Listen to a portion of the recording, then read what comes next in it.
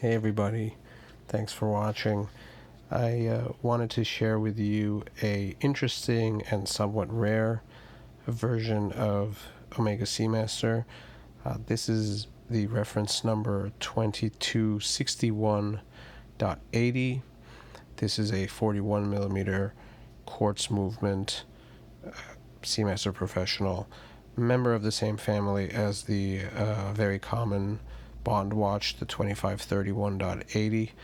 This watch is part of a family of about 8 models that were made for the Japanese market. As a result, they are somewhat difficult to find outside of Japan today. They do pop up for sale from time to time, but they're definitely far fewer in number than some of the more common reference numbers. This is the quartz movement 41 millimeter blue dial version of this watch. It's technically a blue dial because the reference number ends in 80. However, in person, the dial is quite close to gray, in my opinion. I put it here next to a gray Aquaterra to compare. It's obviously not the same shade, as you can tell here. It's probably something in between gray and blue ultimately, but to my eye, in many different types of lighting, the dial, I would characterize the dial as more gray than blue. And that's one of the reasons I really like the watch. I've always liked gray dials, and there's not a lot of gray dial choices with Omega, so I thought that was pretty cool. As you can see here, the dial itself is quite interesting besides the color in that it has no waves. It's a plain background. The dial has applied indices, and the hands are not the typical skeleton hands, nor are they the sword style hands like what you'd find on the 2254.50.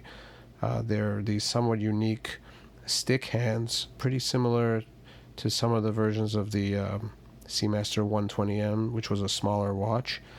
You might say that the hands are a little undersized for this watch. I think that's a valid criticism. However, they are quite legible. I think you can tell that from the images here, and when I wore the watch on the wrist, perhaps because the hands are fully filled with lume rather than being skeleton style. But whatever the case is, I found them to be quite legible and practical. And here is another view of the watch. Another interesting thing about the watch is the polished bezel insert.